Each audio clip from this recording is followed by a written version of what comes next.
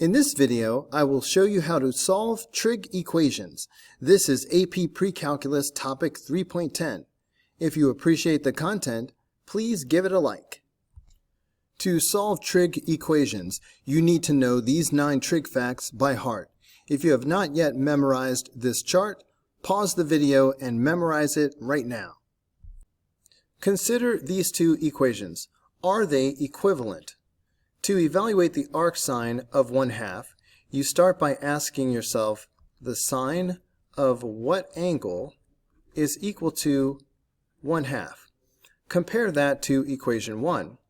The sine of x equals 1/2 is the same as asking yourself the sine of what is equal to 1/2. So at this stage, it looks like these 2 equations are equivalent. The fact that the sine of pi over 6 is 1/2 tells us that the reference angle is pi over 6. Between 0 and 2 pi, there are 4 angles that have a reference angle of pi over 6. There's 1 in every quadrant. And actually, if you keep going, there are infinitely many angles that have a reference angle of pi over 6. The reference angle is the angle between the terminal side and the x-axis. However, inverse trig functions have range restrictions. Specifically, arc sine can only be between negative pi over 2 and positive pi over 2. These are the 2 angles within the restricted range of arc sine that have a reference angle of pi over 6. Since in this case we want the sine to equal positive 1/2, we will choose the angle in the first quadrant where the y value, and thus the sine function, is positive. Of course, the angle in the first quadrant with a reference angle of pi over 6 is pi over 6 itself.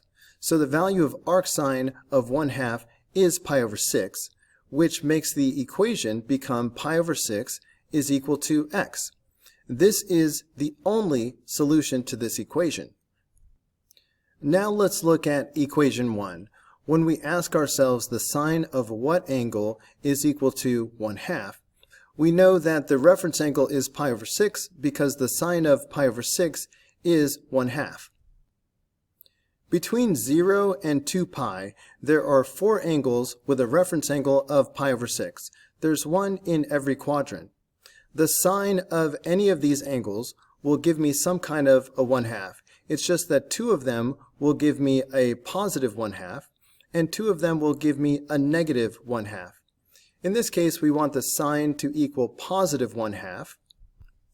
So the solutions will only be in the first quadrant and the second quadrant, where the y value, and thus the sine function, is positive. So we have 2 solutions so far. X is equal to pi over 6 in the first quadrant, and x is equal to, well, what do we call this? We can think of pi as 6 pi over 6. That makes this angle 5 pi over 6. It's pi over 6 less than 6 pi over 6. So x equals 5 pi over 6.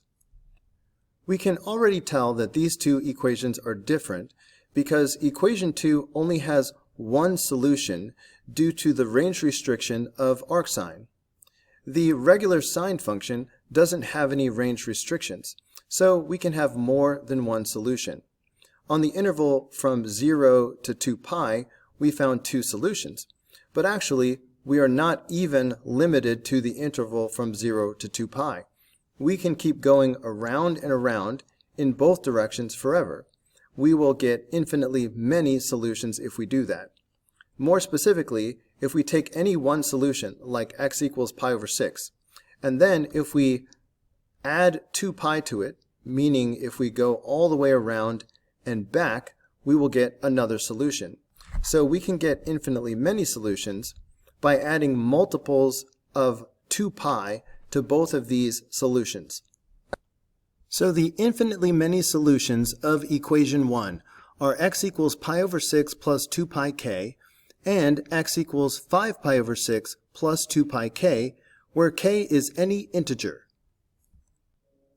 What if we want to solve the equation cosine x equals 1/2? The fact that the cosine of pi over 3 equals 1/2 tells us that the reference angle is pi over 3. Between 0 and 2 pi, there are 4 angles with a reference angle of pi over 3. There's one in every quadrant. However, in this case, we want cosine to equal positive 1/2. So we will only consider the first quadrant and the fourth quadrant, where the x value, and thus cosine, is positive. The angle in the first quadrant with a reference angle of pi over 3 is pi over 3 itself. What about the fourth quadrant? We can think of pi as 3 pi over 3. Doubling this, we can think of 2 pi as 6 pi over 3. That means that this angle is pi over 3 less, which is 5 pi over 3. So that is the second solution to the equation on the interval between 0 and 2 pi. However, as we go around and around the unit circle, we get to another solution every time we add 2 pi. And that goes for both of these solutions. So we can get the infinitely many solutions by taking the 2 solutions that we found first and adding multiples of 2 pi. So in other words, by adding 2 pi k, where k is any integer. What if we wanted to solve the equation tangent of x is equal to 1? The fact that the tangent of pi over 4 is equal to 1 tells us that the reference angle is pi over 4. Here are the 4 angles between 0 and 2 pi with a reference angle of pi over 4. Since in this case we want the tangent to equal positive 1, we will only consider angles in the first quadrant and in the third quadrant where the slope, and thus the tangent, is positive. The angle in the first quadrant with a reference angle of pi over 4 is pi over 4 itself. But what about this angle in the third quadrant? We can think of pi as 4 pi over 4, which makes this angle 5 pi over 4.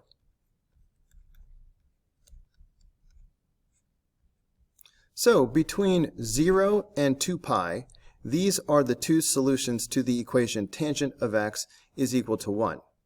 But there actually is no domain restriction, so we need to find the infinitely many solutions. So on the previous problems, we added multiples of 2 pi to each of these by adding 2 pi k. However, tangent is going to work a little bit differently. Tangent works differently than sine and cosine because the period of tangent is pi instead of 2 pi. Notice that these 2 solutions are exactly pi apart. So if we start with the solution of pi over 4 in the first quadrant, we don't have to add 2 pi to get to the next solution.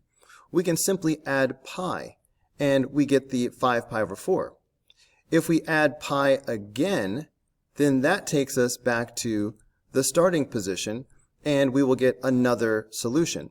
And in fact, every time we add pi, we get another solution, and another solution, and another solution. As a result, for tangent, we don't need 2 equations to capture the infinitely many solutions. We just need 1 equation. We start with the first solution in the first quadrant, and then instead of adding multiples of 2 pi, we add multiples of pi. So we will add pi k, where k is any integer. Here's a summary of the 3 equations that we just solved. Notice that for sine and cosine, we start by finding the 2 solutions on the interval from 0 to 2 pi, and then we add multiples of 2 pi by adding 2 pi k, where k is any integer. That will give you the infinitely many solutions. For tangent, it was a little bit different. We found the first solution that's in the first quadrant, and instead of adding multiples of 2 pi, we just add multiples of pi by adding pi k where k is any integer. So to be clear, for sine and cosine, if you want infinitely many solutions, you will have to write two equations. But to write the infinitely many equations for tangent, you only need one equation. Example 1. Find all solutions to the equation cosine of x is equal to negative radical 2 over 2. We can determine the reference angle by ignoring this negative sign. Since the cosine of pi over 4 is radical 2 over 2, that means the reference angle is pi over 4. Here are the four angles between 0 and 2 pi with a reference angle of pi over 4. However, since we want the cosine to equal negative radical 2 over 2, we will only consider angles in the second quadrant and the third quadrant where the x value, and thus cosine, is negative. Looking at the reference angle, we will think of pi as 4 pi over 4. That makes this angle in the second quadrant 3 pi over 4. And this angle in the third quadrant is 5 pi over 4. To find the infinitely many solutions, we need to add multiples of 2 pi to each of these initial solutions by adding 2 pi k, where k is any integer. Example 2. Find all solutions to the equation sine of x is equal to negative 1. Sine is the y value on the unit circle. So right here, the y value is 0. Here, the y value is 1. Here, the y value is 0 again. And here, the y value is negative 1. We are looking for the angle where the y value is equal to negative 1. So that's right here. This angle is 3 pi over 2. So x is equal to 3 pi over 2. Well, that's one solution. To get the infinitely many solutions, we add multiples of 2 pi by adding 2 pi k, where k is any integer. Example 3. Find all solutions to the equation tangent of x is equal to 1 over radical 3. We can find the reference angle by asking ourselves the tangent of what angle is 1 over radical 3.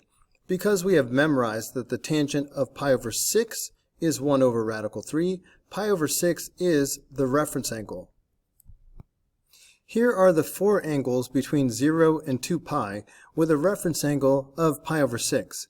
However, in this case we want the tangent to equal positive 1 over radical 3. So we will restrict ourselves to the first and third quadrant where the slope and thus the tangent is positive. The angle in the first quadrant with a reference angle of pi over 6 is pi over 6 itself.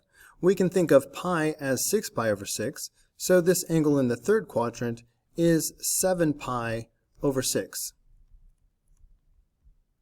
On the interval from 0 to 2 pi, these are the two solutions to the given equation. However, we were not given a limited domain, so we need to find all of the infinitely many solutions to this equation as we go around and around the unit circle. If this were sine or cosine, we would make two separate equations starting with these two values. However, because the solutions for tangent are separated by pi and not 2 pi, we don't actually need two separate equations for the infinitely many solutions. We can start with the first solution in the first quadrant at pi over 6. Every time we add pi, we get to another solution. So we can get all of the solutions by adding multiples of pi. In other words, by adding pi k, where k is any integer. Notice again that when we are solving a tangent equation, we only need one equation to represent the infinitely many solutions. And we get the solutions by starting with one solution in the first quadrant and adding multiples of pi. On the other hand, when we are solving a sine or a cosine equation, we will generally have two equations to represent the infinitely many solutions. We start with our first two solutions on the interval from 0 to 2 pi, and then we make it infinitely many by adding multiples of 2 pi. Example 4. What are all values of theta where 6 times the sine of theta is equal to 3 radical 2? We begin by isolating the trig function. Let's divide both sides by 6 to get sine theta by itself. So we're dividing by 6 on both sides. That's going to leave sine theta is equal to 3 radical 2 over 6. This simplifies. 3 goes into 6 twice, so this becomes radical 2 over 2. We can find the reference angle by asking ourselves the sine of what is radical 2 over 2. We have memorized that the sine of pi over 4 is radical 2 over 2, so pi over 4 is the reference angle. Between 0 and 2 pi, here are the 4 angles with a reference angle of pi over 4. However, since we want the sine to equal positive radical 2 over 2, we will only consider angles in the first quadrant and the second quadrant, where the y value, and thus the sine function, is positive. The angle in the first quadrant with a reference angle of pi over 4 is pi over 4 itself. I'm going to leave a little space here. And the angle in the second quadrant with a reference angle of pi over 4 is, well, we can think of pi as 4 pi over 4. So that makes this angle 3 pi over 4. We are not given a limited domain, so we need to turn these two solutions into infinitely many solutions by adding multiples of 2 pi. So x equals pi over 4 plus 2 pi k, or 3 pi over 4 plus 2 pi k, where k is any integer. Example 5. Let f of x equal 3 plus 2 times cosine x, and g of x equals 2. In the xy plane, what are the x-coordinates of the points of intersection of the graph of f and g on the interval from 0 to 2 pi? Well, the intersection points will be where these two functions are equal. So we begin by setting f of x equal to g of x. Now we isolate cosine x. Start by subtracting 3 from both sides, which gives us 2 cosine x is equal to negative 1. Next we divide both sides by 2, which gives us the cosine of x is equal to negative 1/2. We find the reference angle by ignoring the negative sign and asking ourselves the cosine of what is equal to 1/2. We have memorized that the cosine of pi over 3 is 1/2, so pi over 3 is the reference angle. On the interval from 0 to 2 pi, here are the 4 angles with a reference angle of pi over 3. Since in this case we want cosine to equal negative 1/2, we will restrict ourselves to the second quadrant and the third quadrant, where the x value, and thus the cosine, is negative. We can think of pi as 3 pi over 3.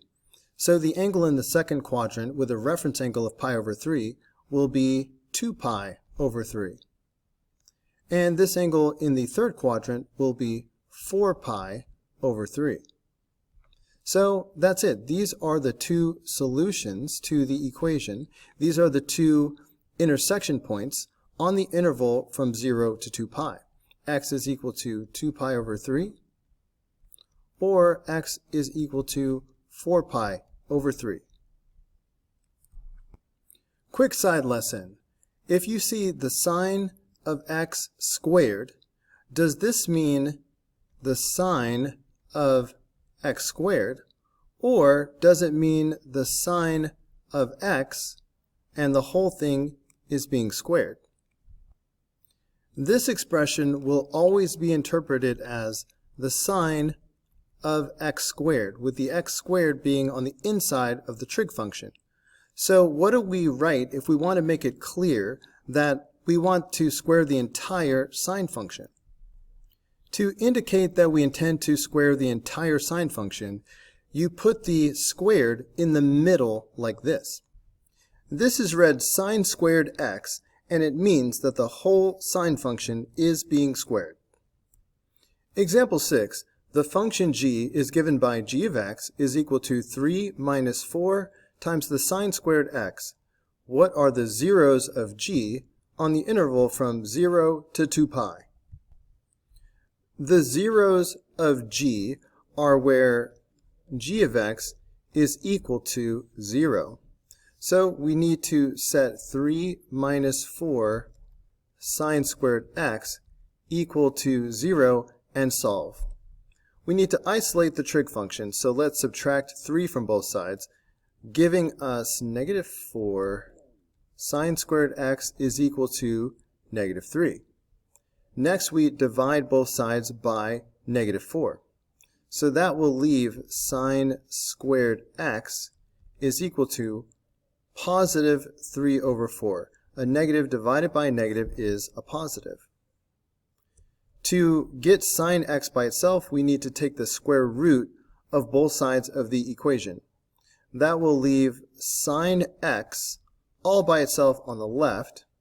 On the right-hand side, we will have plus or minus the square root of 3/4. Don't forget, when you take the square root of both sides of the equation, the solution can be plus or minus.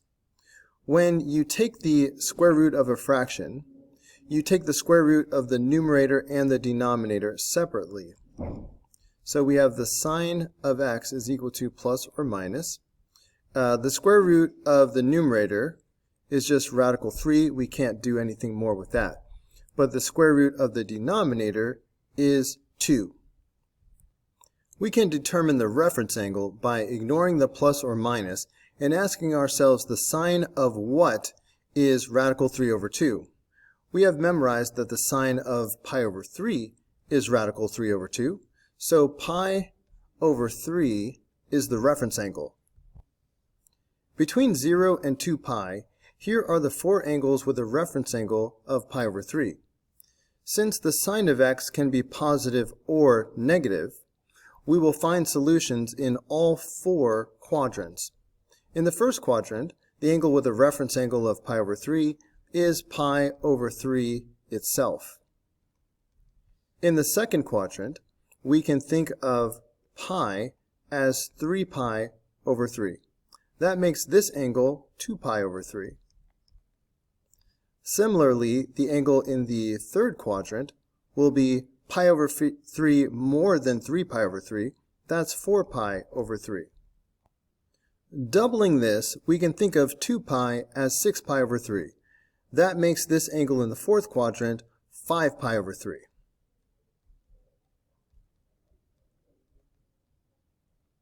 So, these are the 4 zeros of g. Example 7. What are all values of theta on the interval between 0 and 2 pi, where cosine squared theta is equal to negative cosine theta? Never divide by a trig function. Resist the temptation to divide by cosine theta on both sides or negative cosine theta. If you do that, you will lose at least one solution. Instead, you want to get everything on one side of the equation by adding cosine theta to both sides. That gives us cosine squared theta plus cosine theta is equal to 0. So instead of dividing by cosine, you should factor out a cosine as a GCF. So we're going to pull cosine theta outside of parentheses. Alright, so we factor. We can figure out what goes on the inside by dividing by the GCF. So cosine squared divided by cosine, one of the cosines will cancel out, leaving behind cosine theta, plus cosine divided by cosine is 1. So there, we factored it. Now we can use the zero product property.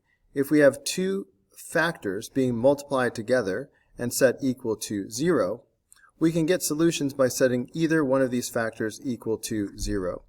So we will get some solutions by setting cosine theta equal to 0, and we will get other solutions by setting the cosine of theta plus 1 equal to 0.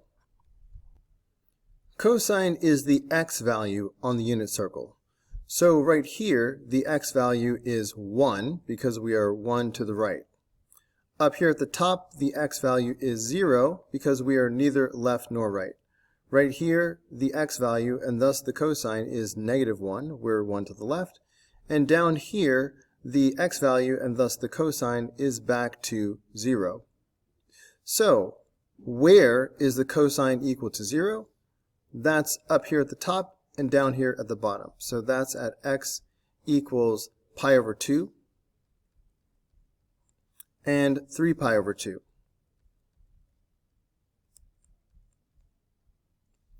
From the second equation, we need to subtract 1 on both sides. So that will give us cosine theta is equal to -1. Where is cosine equal to -1? That's this angle right here, which is pi. So that gives us an additional solution of x equals pi. So we have 3 solutions to this equation. Boom, boom, and boom. Example 8. Let f of x equal 2 times sine squared x and g of x equals radical 3 times the sine of x. In the xy plane, what are the x coordinates of the points of intersection of the graphs of f and g on the interval from 0 to 2 pi? The intersections of the graph of f and g will be where f is equal to g. So let's set these two equations equal to each other and solve. That's 2 sine squared x is equal to radical 3 times the sine of x. Again, I need you to resist the temptation to divide both sides by sine x. If you do that, you're going to lose at least one solution. Instead, I want you to get everything on one side by subtracting radical 3 sine x from both sides. That will leave 2 sine squared x minus radical 3 sine x is equal to 0. So instead of dividing both sides by sine x, you want to factor out sine x as a GCF. If you need to figure out what goes on the inside, you can divide both of these terms by your GCF. So think of it this way. We're dividing each term by the sine of x. The sine squared x and the sine x will cancel out one of the sine x's. That will leave behind 2 sine x. Over here, both of these sine x's completely cancel each other out, leaving behind the radical 3. Now we can use the zero product property. We have two factors multiplied together and set equal to 0. So we will get solutions by setting each factor equal to 0. So where does sine x equal 0, and where does 2 sine x minus radical 3 equal 0? Let's go ahead and get this sine x by itself by adding radical 3 to both sides. So that will be 2 sine x is equal to radical 3. And now let's divide both sides by 2. So we have sine x is equal to radical 3 over 2. Going back to sine x equals 0, we know that sine is the y value on the unit circle. So right here, the y value is 0. Up here, the y value is 1. Here, the y value is back to 0. And down here, the y value is -1. So where does sine equal 0? That is here and here. That's at x equals 0 and x equals pi. 0 here, and then pi radians here. Now, what about the sine of x equals radical 3 over 2? We can find the reference angle because we know that the sine of pi over 3 is radical 3 over 2. So that means that pi over 3 is the reference angle. Between 0 and 2 pi, here are the 4 angles that have a reference angle of pi over 3. In this case, we want the sine of x to equal positive radical 3 over 2. So solutions will only be in the first and second quadrants, where the y value, and thus the sine function, is positive.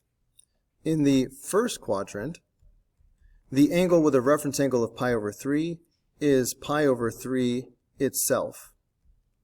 We can think of pi as 3 pi over 3. So this angle in the second quadrant is 2 pi over 3. So these are the x-coordinates of the 4 intersection points of f and g on the interval from 0 to 2 pi. Hey guys, don't forget to like and subscribe, but also if you found this video helpful, there's a lot more where that came from. You can click the upper link, which will take you to the whole unit playlist, or you can click the lower link, which will take you to the next video in the playlist. See you there.